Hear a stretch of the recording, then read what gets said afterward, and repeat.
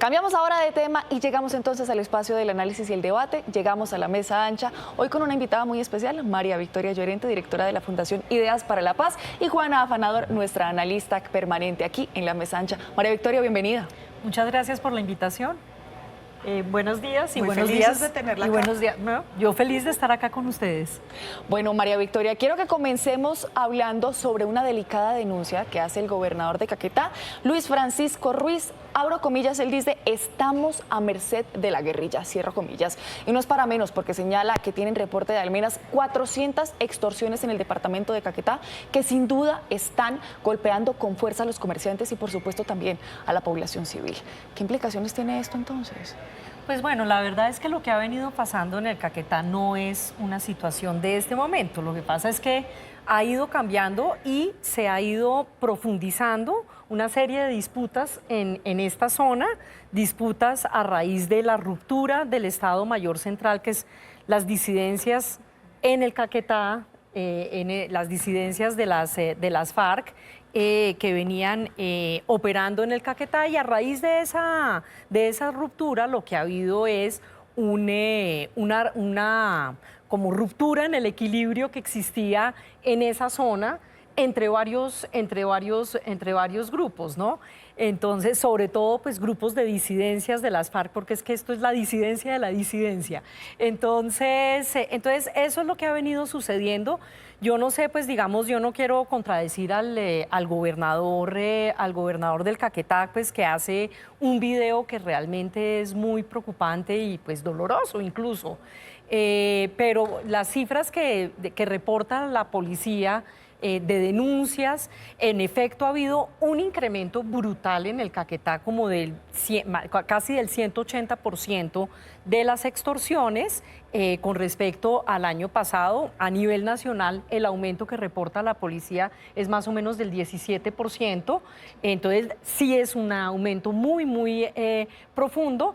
Pero pues los datos que reporta la policía, que obviamente son de las denuncias, y eso nunca da es muchísimo, es muy inferior a esos 400 datos. Incluso el gobernador habla de su registro. Sí, no llegan a 100 las cifras que reporta pero él sí tiene razón.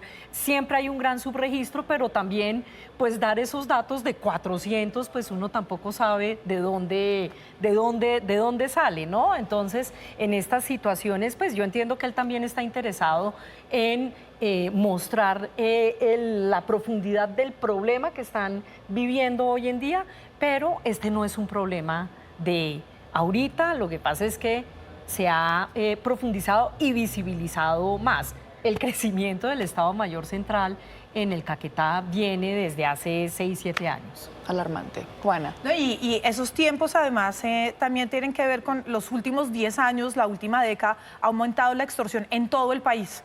¿No? Entonces nos concentramos en hablar sobre todo de ciudades como Bogotá, Cali, Medellín, pero no estos departamentos que están súper tocados, sí, sino que nos concentramos en cómo pasa este fenómeno en las grandes ciudades, porque es también uno de los lugares donde el crimen se ha readaptado. Entonces, por ejemplo, la extorsión es mucho más fácil de evadir en cuanto a la justicia que el microtráfico. Entonces, es también esas nuevas formas de crimen que se están adaptando a lo que pasa y a las nuevas formas de violencia en el país. Entonces son menos rastreables. Vemos que hay organizaciones dentro de las cárceles que se dedican solo a eso y ya están entonces dentro de las cárceles en Bogotá, por ejemplo, con estructuras como el Tren de Aragua, como Satanás. Esto se ha podido visibilizar y se ha podido identificar.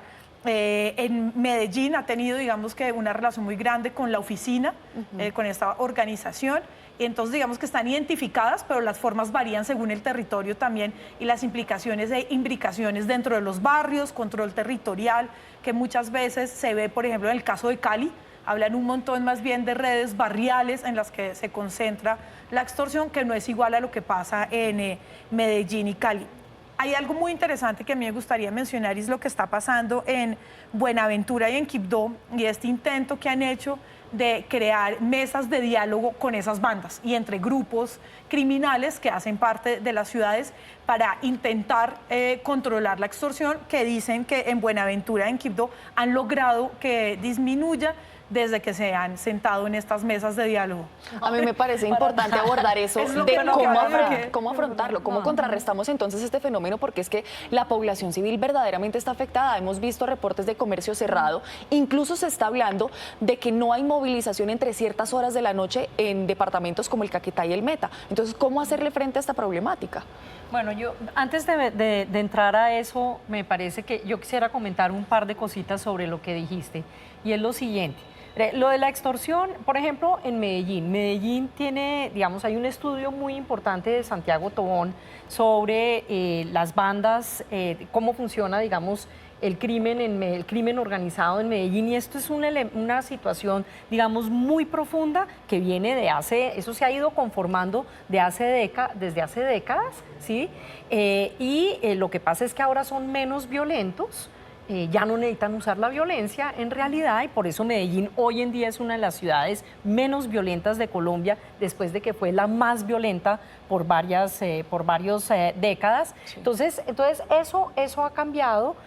No es que estén buscando otras formas de conseguir recursos o cambiando del microtráfico a la extorsión, lo que te entendí. Diversificar. No, pues sí, diversificar y no quedarse solo pero en digamos, microtráfico. la extorsión siempre ha estado ahí. Lo que pasa es que es súper...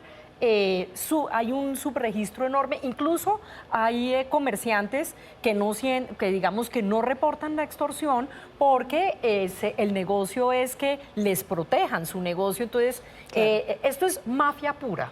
O sea, esto es crimen organizado y mafia pura, y lo que estamos presenciando en el país en realidad es un ciclo de violencia y de mucho más asociado con formas de crimen organizado, donde la extorsión es como la base. O sea, controlan territorio para controlar rentas, y la primera de ellas es el tributo que le tienen que prestar comerciantes, o sea, todos. Entonces es una forma de actuar del crimen organizado de base, ¿no? Porque además controlan los barrios, controlan los territorios, sí, dándole seguridad por la extorsión.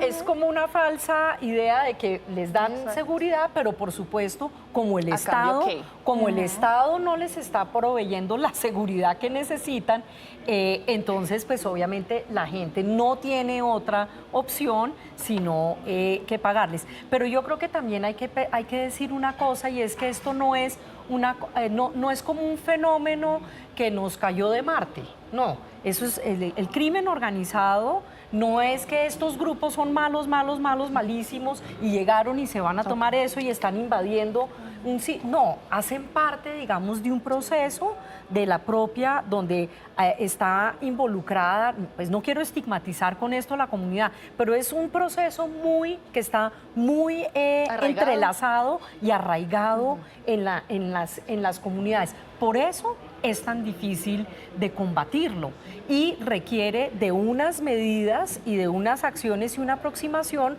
muy diferente a la que hemos venido teniendo hasta ahora. Claro, por supuesto. Y este tema tiene tela para cortar impresionante, pero quiero entonces, a propósito de este diálogo, que abordemos otro, y es precisamente una de las propuestas con las que llegó hace 2 años, poco más de 2 años, el presidente Gustavo Petro a la presidencia, precisamente, la paz total. El balance que tenemos ahorita pareciera no ser muy alentador en esta materia, esta iniciativa.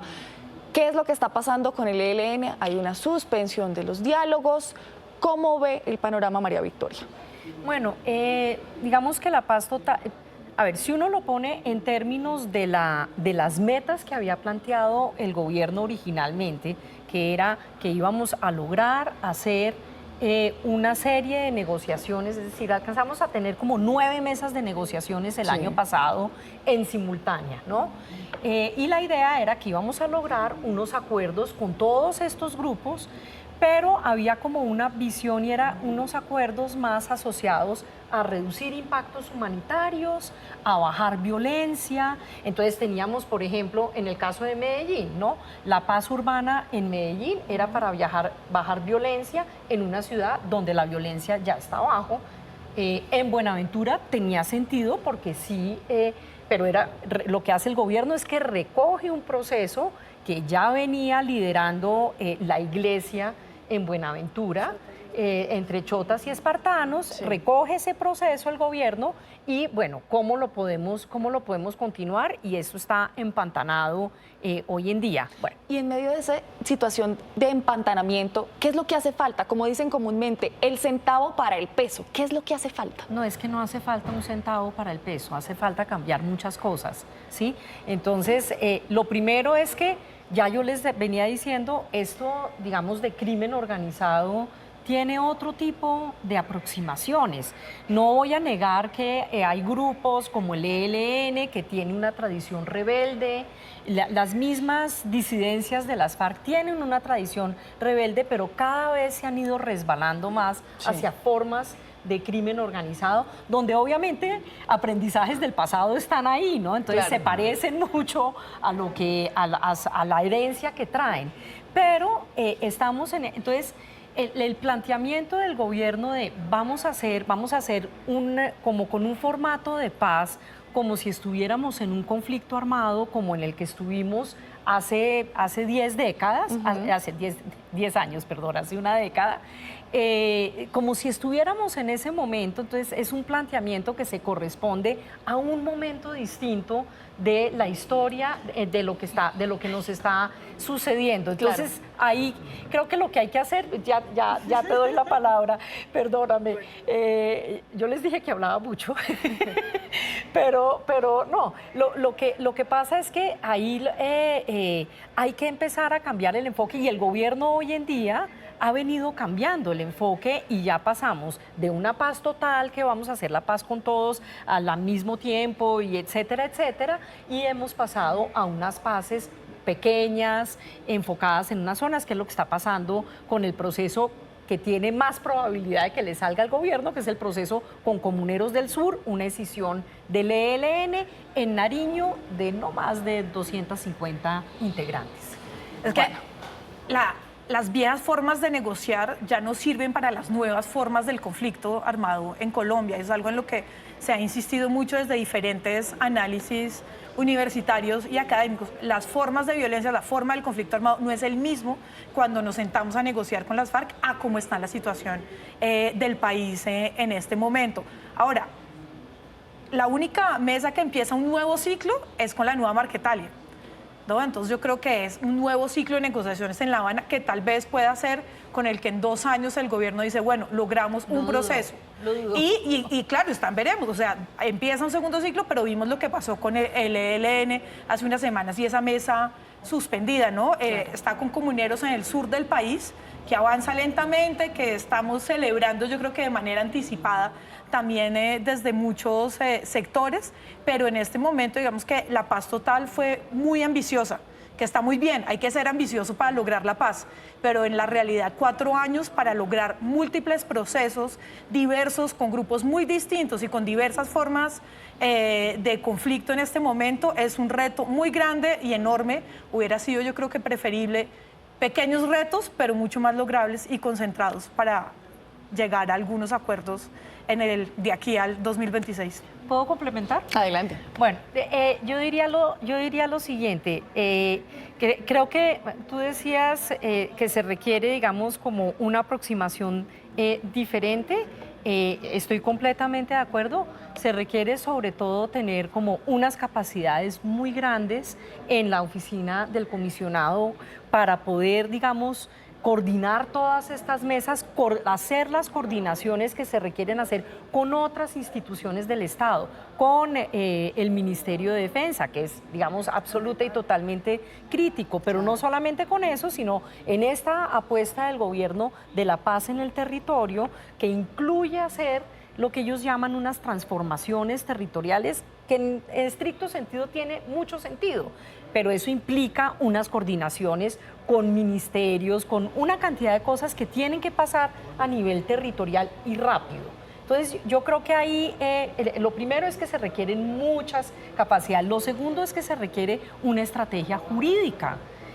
porque ese es parte del problema. ¿Por qué decía yo lo de la segunda Marquetalia? Lo veo muy difícil, porque pues el jefe, digamos, visible, que es el señor Iván Márquez, pues que es jefe de una parte de Segunda Marquetalia, porque recordemos que Segunda Marquetalia son como 3 grupos en uno, 3 facciones en uno, pero pues digamos el jefe visible, que es el señor Iván Márquez, pues tiene varios impedimentos jurídicos de carácter constitucional, que requeriría cambios constitucionales para que él pudiera ser, y además de todo, en el caso de comandos de Comuneros del Sur, perdón, de esta negociación en Nariño, que yo creo que por el contrario puede tener mayor posibilidad, porque se la están metiendo de verdad toda ahí.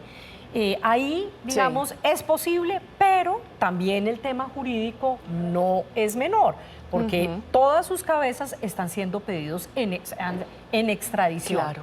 El presidente en este momento puede suspender esas extradiciones, pero no sabemos qué pasará en el 2026. Y qué implicaciones tenga. Exacto. Además. Exacto. María Victoria Llorente, directora de la Fundación Ideas para la Paz, gracias por haber estado aquí con nosotros, por este valioso análisis. Y a Juana, como siempre, mil gracias. Un gusto haber hablado con ustedes. Muchas gracias. Gracias.